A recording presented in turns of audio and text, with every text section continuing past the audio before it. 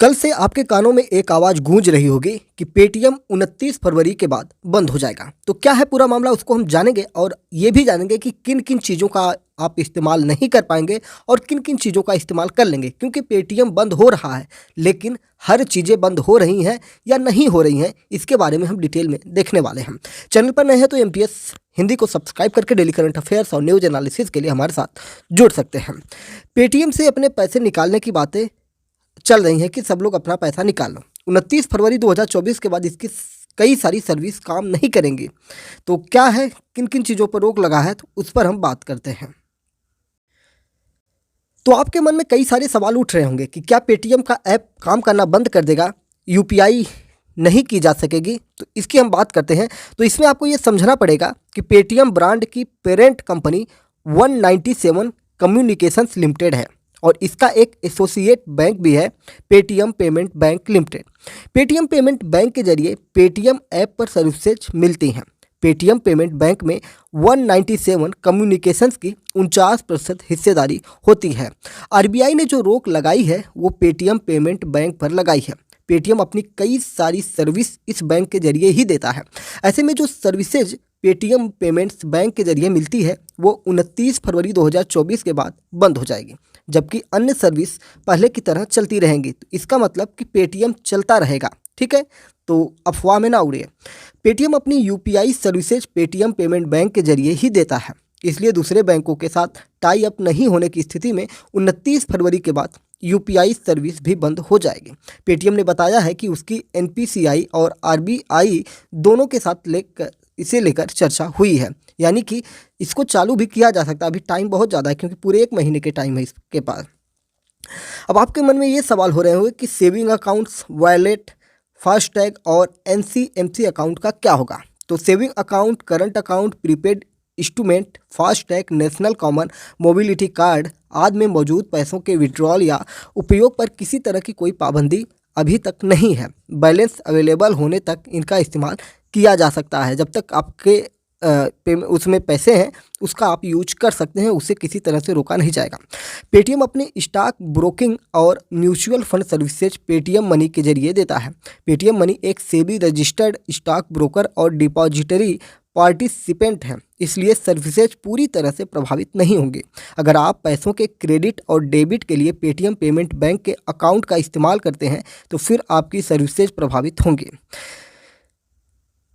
Gold investment MMTC पीएएमपी के जरिए पूरी तरह से सुरक्षित होता है।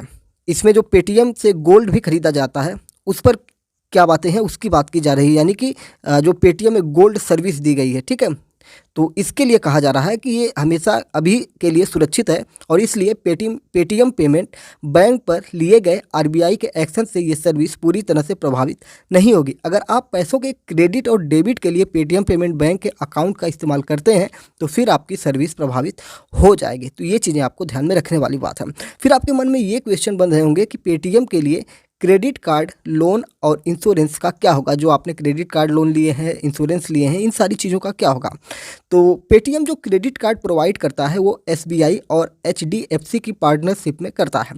इसी तरह लोन और इंश्योरेंस सर्विस भी पेटीएम पर दूसरे बैंक और एनबीएफसी के जरिए मिलती है। इसका पेटीएम पेमेंट बैंक से कोई लेना देना नहीं होता है, तो इसका मतलब ये आपका चलता रहेगा। पेटीएम के शेयर भी गिर गए हैं, तो क्या इनके शेयर आप खरीद सकते हैं। अगर इसकी बात करें तो पेटीएम के जो शेयर हैं लगभग 40% तक गिरा हुआ है और इसमें 20% का लोअर सर्किट लगा है और ये 487 रुपये पर आ गया है। इससे पहले भी इसमें लोअर सर्किट लगा था। अभी इन शेयरों को खरीदना सही फैसला नहीं होगा, यानी कि पेटीएम में आप शेयर नहीं ले सकते हैं, ठीक है। जब तक इस मामले पर स्पष्टता नहीं आ जाती तब तक ऐसे शेयरों से दूर रहना चाहिए। पेटीएम के शेयर में इस गिरावट को देखते हुए सेबी ने इसकी सर्किट लिमिट अब 10% कर दी है। तो अगर आपके मन में ये सवाल बना है कि क्या Paytm QR, sound box, card machine ये सब बंद हो जाएंगे, तो पेटीएम के अनुसार उसका ऑफलाइन मर्चेंट पेमेंट नेटवर्क की ऑफरिंग जैसे कि Paytm QR, Paytm sound box, Paytm card machine हमेशा की तरह चलते रहेंगे, वो बंद नहीं होगा। क्या पेटीएम बैंक किन चीज़ों का उल्लंघन कर रहा था जिसकी वजह से इसके ऊपर आरबीआई ने ऐसे रिस्ट्रिक्शन लगाए हैं। तो मनी कंट्रोल के अनुसार आरबीआई को पेटीएम की केवाईसी में बड़ी अनियमितताएं मिली हैं, जिससे ग्राहक सीरियस रिस्क में आ गए थे। पेटीएम ने लाखों ग्राहकों की केवाईसी नहीं की थी, लाखों अकाउंट का पैन वैलिडेशन नहीं हुआ था, मल्टीपल कस्टमर्स के लिए सिंगल पैन का इस्तेमाल हो रहा था। कई मौक़ों पर आरबीआई को बैंक की ओर से गलत जानकारी दी गई थी, यानी कि जो पेटीएम है उसके द्वारा आरबीआई को गलत जानकारियां प्रोवाइड करवा दी गई थी। इसको लग रहा था कि आरबीआई को जांच नहीं करेगा, लेकिन आरबीआई को क्या कहा जाता है? बैंकों का बैंक कहा जाता है, ठीक है, reserve bank of India. RBI ने 31 जनवरी 2024 को जारी एक प्रेस रिलीज में कहा कि 11 मार्च 2022 को पेटीएम पेमेंट बैंक लिमिटेड यानी कि पीपीबीएल को एक नोटिस जारी किया गया था। बैंक को नए ग्राहक ऐड करने से रोक लगा दी गई थी। एक एक्सटर्नल टीम से सारे ऑडिट कराने की भी बात कही गई थी। रिलीज में कहा गया है कि सिस्टम ऑडिट रिपोर्ट में एक्सटर्नल ऑडिटर्स को पेटीएम पेमेंट बैंक की वर्किंग में कई तरह की खामी मिली है। पता चला कि बैंक ने आरबीआई के नियमों की अवहेलना भी की है। इसके बाद आरबीआई ने कड़ा एक्शन लेने का फैसला लिया है। आरबीआई ने कुछ बातें कही हैं। आरबीआई ने कहा है कि 29 फरवरी के बाद पेटीएम पेमेंट बैंक के अकाउंट में पैसा जमा नहीं किया जा सकता है। इस बैंक के जरिए वॉलेट, प्रीपेड सर्विसेज, फास्टैग और दूसरी सर्विसेज में पैसा नहीं डाला जा सकेगा। हालांकि इंटरेस्ट, कैशबैक और रिफंड कभी भी अकाउंट में क्रेडिट हो सकेगा। इस बैंक के ग्राहकों के saving account, current account, prepaid उपकरण, FASTag, national common mobility card आदि में मौजूद पैसों के विड्रॉल या उपयोग पर किसी तरह की कोई पाबंदी नहीं है। जब तक पैसे हैं तब तक आप इसका यूज करें। बैलेंस अवेलेबल होने तक इसका इस्तेमाल किया जा सकेगा। दूसरे नंबर के पॉइंट में बताई गई सर्विसेज के अलावा 29 फरवरी 2024 के बाद कोई भी बैंकिंग सर्विस प्रोवाइड करने की अनुमति पेटीएम पेमेंट बैंक के पास नहीं होगी। यूपीआई सुविधा भी 29 फरवरी के बाद नहीं दी जाएगी। 197 कम्युनिकेशंस और पेटीएम पेमेंट सर्विसेज के नोडल अकाउंट्स 29 फरवरी 2024 तक बंद होंगे। पाइपलाइन में मौजूद ट्रांजैक्शन और नोडल अकाउंट का सेटलमेंट 15 मार्च 2024 तक पूरा किया जाएगा और उसके बाद कोई और ट्रांजैक्शन की अनुमति नहीं दी जाएगी। यानी कि पेटीएम को ये सारा तगड़ा कांड हुआ है। पेटीएम के ऊपर अब तक क्या क्या एक्शन हुए, अगर हम उसकी बात करें तो पेटीएम लंबे समय से विवादों में घिरा हुआ है। 2021 में पेटीएम पेमेंट बैंक पर 1 करोड़ रुपए की पेनल्टी भी लगी थी। 2018-19 की बात करेंगे तो आरबीआई ने पेटीएम पेमेंट बैंक को नए ग्राहक जोड़ने पर रोक लगा दी थी। रोक केवाईसी प्रोसेस से जुड़ी समस्याओं के चलते थी। 2019 में आरबीआई ने 2018 के प्रतिबंध को हटा दिया था। फिर 2021 में भी पेटीएम पेमेंट बैंक पर 1 करोड़ की पेनल्टी लगी। सर्टिफिकेट ऑथराइजेशन के लिए तथ्यात्मक रूप से गलत डॉक्यूमेंट देने के आरोप लगाए गए थे। फिर 2022 में गलतियां ठीक न कर पाने के बाद ऑन बोर्डिंग पर आरबीआई ने फिर से प्रतिबंध लगा दिया। फिर 2023 में 5.39 करोड़ रुपए का फाइन लगाया गया।